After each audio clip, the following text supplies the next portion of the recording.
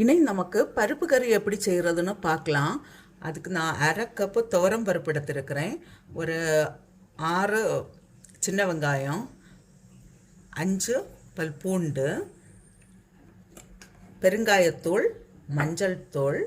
இப்போ நமக்கு இதை நான் ஒரு அரை மணிக்கூர் தண்ணியில் ஊற வைக்கிறேன்.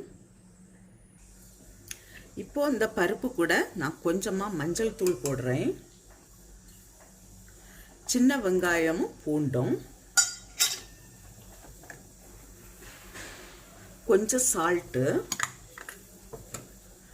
கொஞ்சம் பெருங்காயத்தூள். நான் இதில் கட்டி பெருங்காயம் இருந்துன்னா அதே போட்டுக்கோங்க. இப்போ இதுக்கு கொஞ்சம் கூட நான் தண்ணி விட்டு இதை இப்போ நான் வேக வச்சு எடுக்கிறேன். இந்த பருப்பு கறிக்கு நமக்கு ஒரு மசாலா ரெடி பண்ணலாம். அதுக்கு நான் 1 கப்பு தேங்காய் எடுத்துருக்கிறேன்.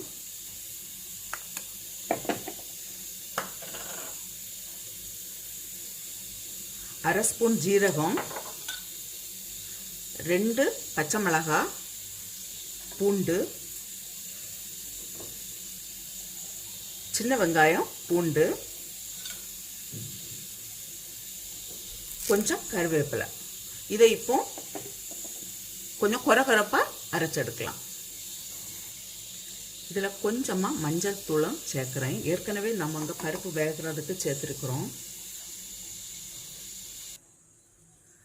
பருப்பு வெந்தாச்சு. இப்போ நான் அரைச்சி வச்சிருக்கிற அந்த தேங்காயை போடுறேன். இது கூடவே தேவையான அளவு தண்ணி. இப்போ இதுக்கு கொஞ்சம் கூட நான் சால்ட் போடுறேன்.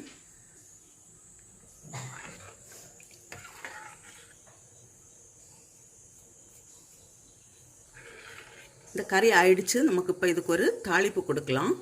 இதை ரொம்ப கொதிக்க விட வேண்டாம்.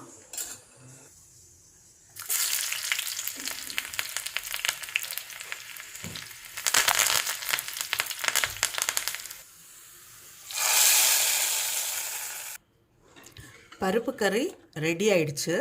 இதே போல் நீங்களும் செய்து பாருங்கள். இது ரைஸுக்கு கூட நல்ல டேஸ்ட்டாக இருக்கும். செய்து பார்த்து உங்களுடைய கருத்துக்களை தெரிவிங்க. உங்களுக்கு இந்த சமையல் பிடிச்சிருக்குன்னா சப்ஸ்கிரைப் பண்ணுங்கள். உங்களுடைய ஃப்ரெண்ட்ஸுக்கெல்லாம் ஷேர் பண்ணுங்கள்.